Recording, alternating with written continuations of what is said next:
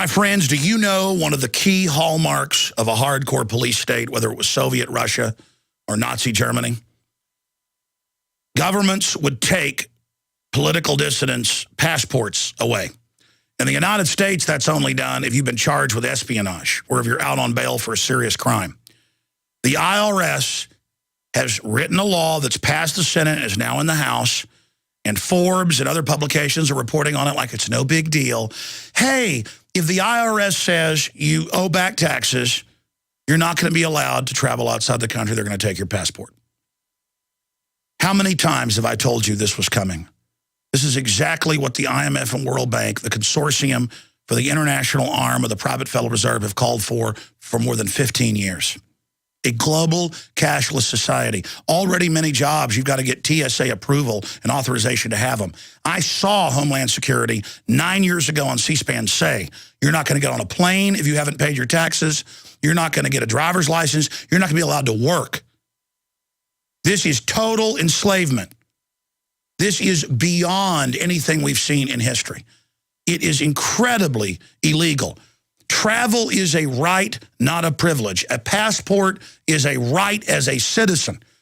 This represents withdrawing and revoking your citizenship. That's what it is under another name. They tried to pass a bill last year for any reason the president wishes outside of a court to take your citizenship away, and then they say they can secretly arrest you or kill you. When he couldn't get that passed, he just signed the NDAA and said he can secretly arrest you or kill you. Well, a law that's unconstitutional is null and void. Marbury versus Madison. What this represents is capital controls. When governments start to collapse throughout history, they always try to clamp down on people leaving the country with money. Bottom line, the IRS is the collection agency for the private Federal Reserve. Pre-1913, dollars that were fiat were backed partially by silver and gold and said United States note on them. After 1913, they said Federal Reserve note. In '63, Kennedy reissued $5 bills that said United States note on them, and he signed an executive order to begin the abolishment of the private Federal Reserve and its collection agency of the IRS. That's why the banksters killed him. My point is, yes, a country has to have taxes, but these aren't taxes. These are levies to private international banks. Just as Europe admits they're now under Goldman Sachs dictatorship. Not through money they owe. Goldman Sachs got their governments to sign on to the derivative fraud they created. This is so incredible. And now the banksters are saying, if you don't pay all the taxes we want directly into our private coffers at the Federal Reserve, outside of a court, outside of a conviction, outside of law, we're going to put you on a no-fly list. Just like Rahm Emanuel, former chief of staff at the White House, said at a gun grabber meeting. He said, look, if you're on a no-fly list, over 2 million Americans are on that, by the way, you're not going to be able to buy a gun. That is, if you are on the no-fly list because you are known as maybe a possible terrorist, you cannot buy a handgun in America. One of the things you don't know about is the number of people that we have turned away because their name has been on the watch list or on the no-fly list. Only my mom could, but not me and my dad, because both me and my dad are on the watch list. Now they say they want to expand that to where if you haven't paid your taxes, you can't buy a gun. Of course, these are taxes to the IRS, and they just say you haven't paid.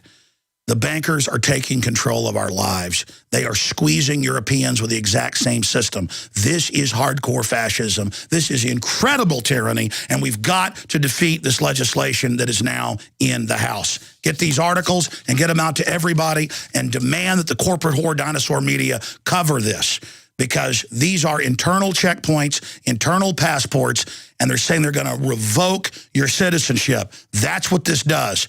Extrajudicially. This is off the Richter scale when it comes to despotic, oppressive tyranny. The Federal Reserve is engaged in a total coup d'etat over due process and threatening to revoke our citizenship and pull our passports if we don't fully submit to the bankers. The bankers are pressuring local governments to raise the local property tax that we didn't have till 60 years ago in this country, that turns your property into basically a government rental. This is not land of the free, home of the brave anymore.